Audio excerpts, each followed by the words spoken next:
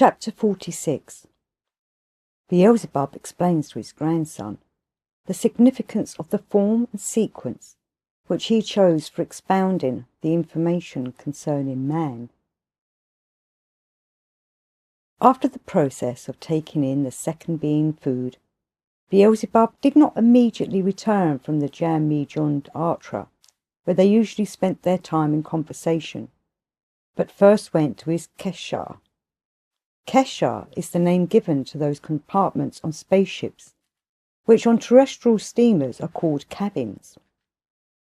Beelzebub first entered his Keshar in order to cool his already extremely decrepit towel a little in a certain liquid, to which he was compelled to have recourse from time to time on account of his old age. When on returning from his Keshar he silently entered that section of the ship Karnak where they usually spent their time, he unexpectedly saw the following picture, unusual for him. His beloved grandson Hussein was standing with his face to the corner, his hands covering his eyes, weeping. Beelzebub, moved deeply, quickly approached Hussein, and in a voice full of anxiety asked him, "What is the matter, my dear boy? Are you really weeping?" Hussein wished to answer, but it could be seen that the sobbing of his planetary body prevented him from speaking. Only after a rather long time, when the planetary body of Hussein was a little calm, did he, gazing at his grandfather with very sad eyes, but yet with a smile of affection, say, "Do not worry about me, my dear grandfather. This state of mine will soon pass. Evidently, during the last Dunosk, I actively pondered a great deal, and in all probability, from this unaccustomed, mutely tempoed functioning, the general tempo of the functioning of the whole of my common presence has changed. And now, until this new tempo of my mentation harmonizes with the other tempos of my common functioning already established in me, such abnormalities as this weeping will probably proceed in me.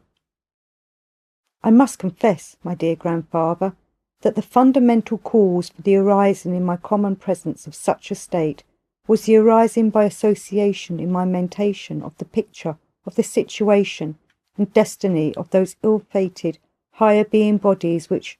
owing to various chance happenings, arise and are half-formed in the common presences of the terrestrial free-brain beings. These associative thoughts, with a proportionally increasing impulse in me of sadness, began still in the Jan-me-jon-Artra,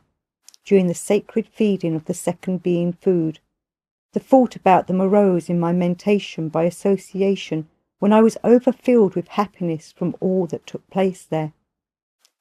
In me it began to think, concerning these ill-fated free-brained beings about whom you have given me so much information during recent times, that only thanks to the consequences of the properties of that something accursed for them, which, through causes not depending on their essences at all, but exclusively only on the unforeseeingness of certain most high sacred individuals, was implanted in the common presences of their ancestors, not only their higher being bodies, which are coated in them, but also they themselves as ordinary beings are forever deprived of the possibility of experiencing that bliss which is actualized in the presences of all kinds of relatively independent individuals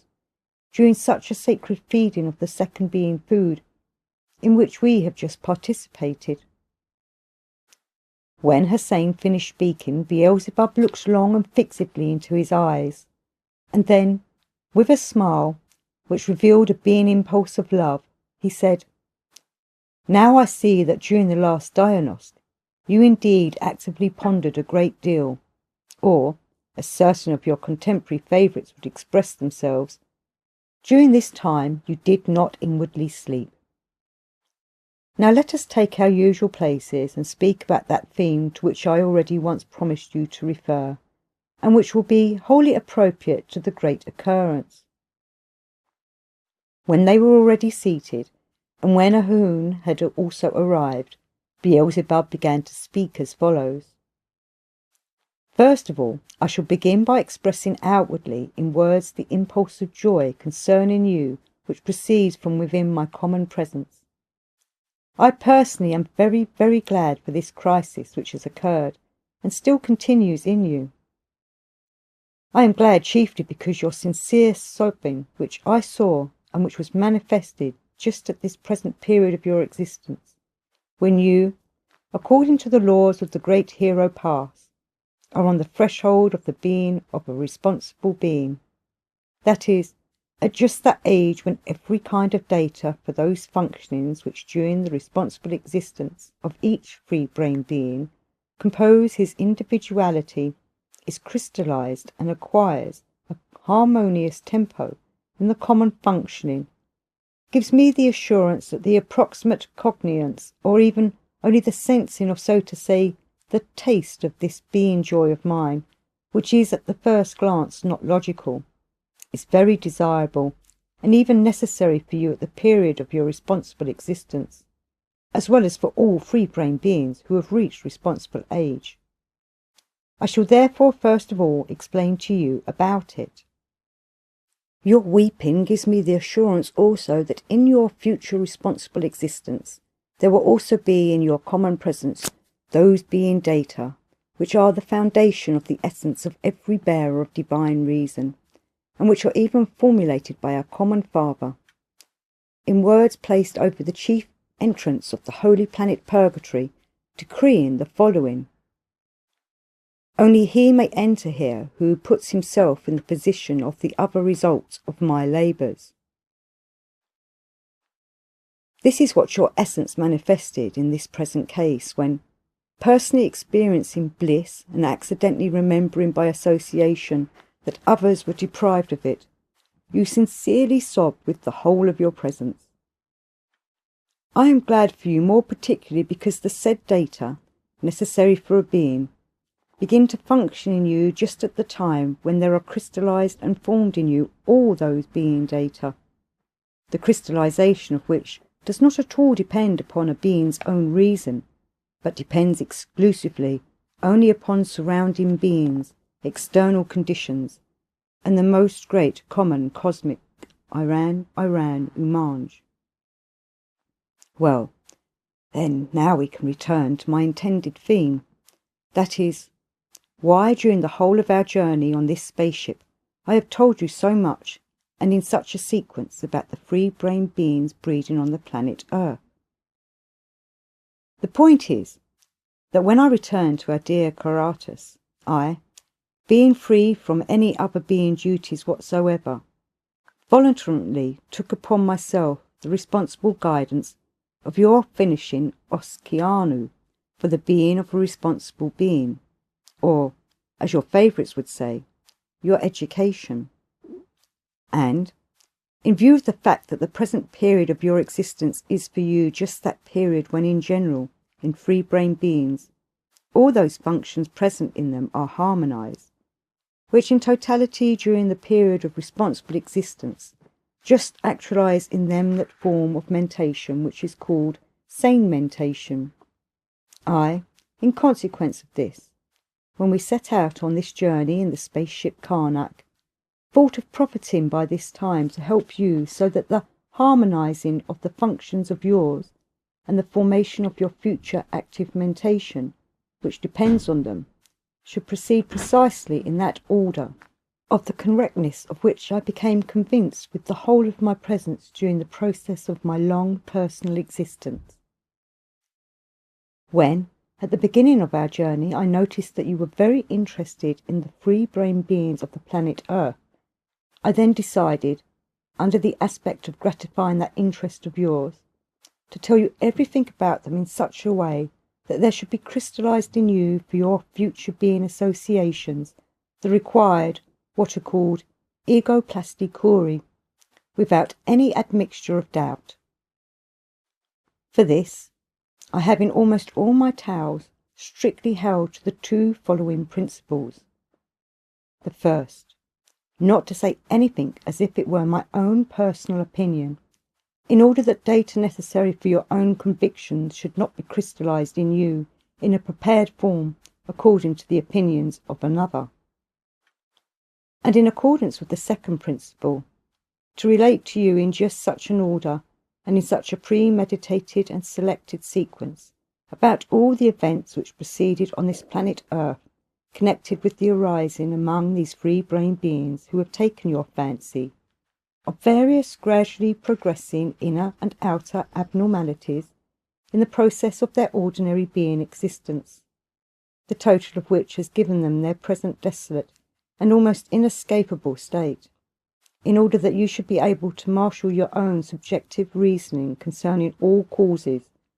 only on the basis of certain facts which I have told you. I decided to do this in order that many diversely essenced ego plasticori for your future logical confrontation should be crystallized in corresponding localizations in your common presence,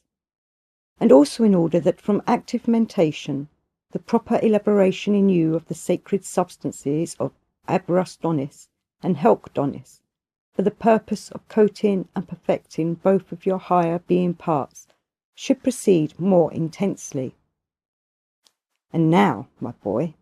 in order that what I am saying at this moment should become still more comprehensible to you, I find it necessary to repeat in another and more definite form about the difference already mentioned by me many times for different motives between what are called knowledge and understanding present in free-brain beings in general. In order that this difference should stand out more clearly, I shall again take as an example the ordinary reason of your favourites.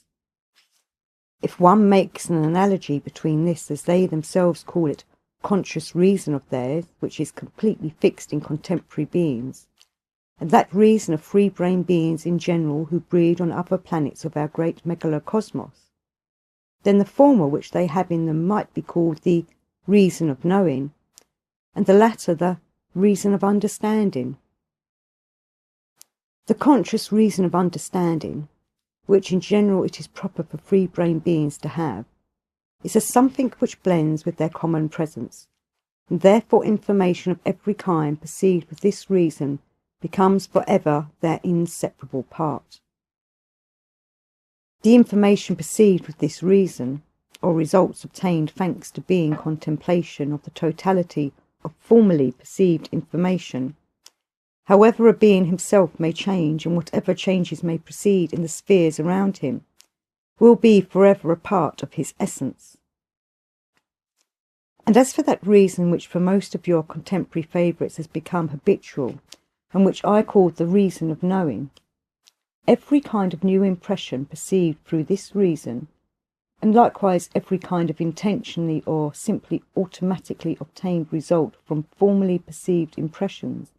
is only a temporary part of the being, and might result in them exclusively only in certain surrounding circumstances, and on the definite condition that the information which constitutes all his foundation and entirety should without fail be from time to time, so to say, freshened or repeated. Otherwise these formerly perceived impressions change of themselves, or even entirely, so to say, evaporate out of the common presence of the free-brained being. Although in respect of the sacred triamasi kamno, the process of the arising of both kinds of being reason flows equally, yet the fulfilling factors for the actualization of its three separate holy forces are different. Namely, for the formation of the reason of knowing, the formerly perceived contradictory impressions crystallized in any one of the three localizations which free-brain beings have, serve as the affirming and denying factors, and the new impressions proceeding from without serve in this case as the third factor. And for the reason of understanding, these factors are as follows. The first, that is the sacred affirming, is the newly perceived impressions of any localization which has at the given moment what is called the centre of gravity functioning. The second, or sacred denying, is the corresponding data present in another of his localizations, And the third factor is what is called the being autokolizikneers, or as they otherwise call it, Gurdjieff ognari, the sense of which name signifies the results of the persevering actualizing of the striving towards the manifestation of one's own individuality. By the way, you might as well hear still once more, even if you do know it, that the said being autokolizikneers are formed in the presences of free-brained beings in general in all three localizations, exclusively only from the results of the actualization of being part dog duty. That is to say, thanks to those factors which, from the very beginning of the arising of the free-brained beings, our uni-being common Father designed to be the means for self-perfection. It is these same formations in the common presences of free-brained beings which are actualized as the third holy force of the sacred Triomasi Kamno for the arising of the reason of understanding. Only thanks to this factor, in the process of the blending of newly perceived impressions of every kind in the presences of free-brained beings, are there crystallized on the basis of the sacred Triomasi Kamno data for one's own cognizance and understanding proper to the being alone, and likewise exclusively only during such processes of the crystallization of the data consciousness in the presences of free-brained beings does there proceed what is called Cernobukalnian friction, thanks to which the sacred substances Abrasdonis and Helkadonis are chiefly formed in them for the coating and perfecting of their higher parts. I must tell you here that only the newly perceived impressions which are crystallized in the said order, and which newly arise in beings from conscious mentation, settle in the localizations of beings, just in those series of formally fixed data, which are similar to those impressions and which correspond to those already present in them. And new impressions, crystallized in another order, that is, through the reason of knowing, settle in the being localizations at random, quite without any kind of, so to say, classification. All these new impressions settle in the series of those former impressions which almost always have nothing in common with them. Well then, it is chiefly for this reason that everything which has been newly learned settles in the presences of free-brained beings who have only the reason of knowing and always remain only simply as information without any kind of cognizance by the whole of their being. And therefore, new data of every kind, formed and fixed in this way for the free-brained beings who have the reason of knowing, have in respect of their use no significance at all for the welfare of their own subsequent existence. Moreover, the duration of the decrystallization of this kind of fixed impressions depends on the quantity and the quality of the impulses engendered in the given being. As regards this latter fact ensuing from the already degenerated functioning of the reason proper to the free-brained beings, and which most of your contemporary favourites today already have, one also very rarely used saying of our respectable teacher Mullah Nasir ad-Din is remembered in me by association, and is expressed by the following words. As soon as anything is needed, it seems that it is filthy and eaten by mice. Although every kind of what your favourites call knowledge, which they have, and which has been acquired in the common presences of beings in the said manner, is also subjective, yet it has absolutely nothing in common with what is called objective knowledge. Well then, my boy, in order that the mentioned Cernobukalnian friction should be obtained in beings, and that at the same time the crystallization of the new perception should proceed with the reason of understanding, I, already knowing very well what are called the laws of the fixing and unfixing of ideas in localizations, the details of which laws, to mention it by the way, I learned also, thanks to the free-brained beings who have taken your fancy, during my sojourn among them as professional hypnotist, had in view during my tales, among many other necessary principles in respect of the current perception of new information through guidance from without, always to keep also to the same inevitable rule, so that the gradualness of the enlarging of, as is said, the quintessence of the information should proceed in you with the entire absence of the being impulses of indignation, offence, vexation, and so forth. In respect of the sequence of my information to you and of the results of your essence understanding, I must still tell you that if, when I first noticed your interest in the free-brain beings who arise on the planet Earth, I would have given from the very beginning, concerning every event, only my personal conviction and the opinions which have become fixed in me about them during the period of my observations, and only afterwards would have begun to give you the abundant and many-sided totality of information already related by me, then all these facts I related would have been taken in by you without your own being logical confrontation, and the data which has been crystallized for this information would have settled in your corresponding localizations only simply as information without any genuine being understanding of them. That is why in all my tales about the free-brain beings who breed on the planet Earth, I was guided by this, that on the one hand there should be crystallized in the corresponding localizations of your common presence many diversely formed data for your future being association concerning all the totalities or branches of objective knowledge, and on the other hand that the process of Cerno-Pulquanian friction should proceed intensively in your common presence, and that that result should be obtained which I have just witnessed in the way you answered my question, "Why are you weeping?" Now, my boy, as I have already become more or less convinced that the time I have spent has not been in vain, and that my tales about the free-brain beings of your planet who have taken your fancy have brought you the benefit I expected, then I think we might stop talking about them so as not to evoke the process of active mentation in you any longer. Besides, time is short, for we shall soon be on our dear planet. Nevertheless, I must now briefly explain and strictly command you that as long as our journey lasts, that is to say, as long as we speak about the free-brain beings of the planet Earth,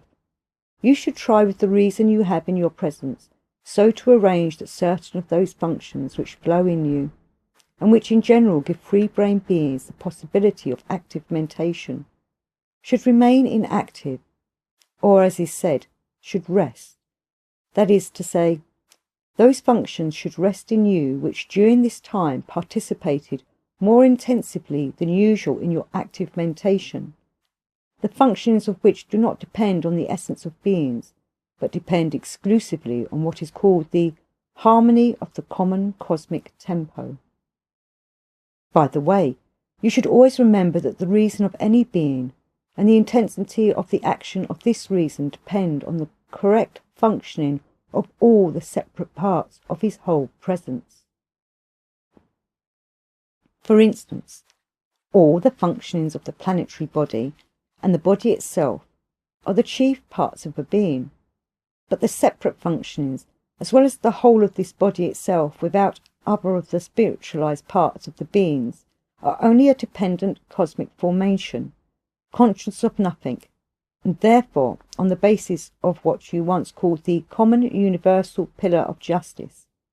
Each spiritualized part of a being must always be just towards this dependent and unconscious part, and not require of it more than it is able to give. Just like everything else in the megalocosmos, in order that the planetary body of a being may correctly serve its chief part, that is to say, in order that this auxiliary part of the whole should properly serve his essence itself, this essence must always be just and make demands on it only according to its inherent possibilities. Besides this question of justice, it is necessary to act towards the unconscious part of a being in such a way as to make it possible for certain functions to remain inactive from time to time, in order that it might be always possible for this unconscious part gradually and in its time to blend its newly acquired subjective tempos with the objective tempos of our common megalocosmos. One must notice that in the megalocosmos the blending of tempos proceeds only Kasnuk is Kernian, that is, as your favourites would say, with law-conformable gradualness. And so, if you wish that your active mentation during your future responsible existence should proceed correctly and productively, you must now, if such a mentation has already begun in you, and if such an inner process has undesirable consequences for your planetary body, not occupy yourself at all for a while with such mentation,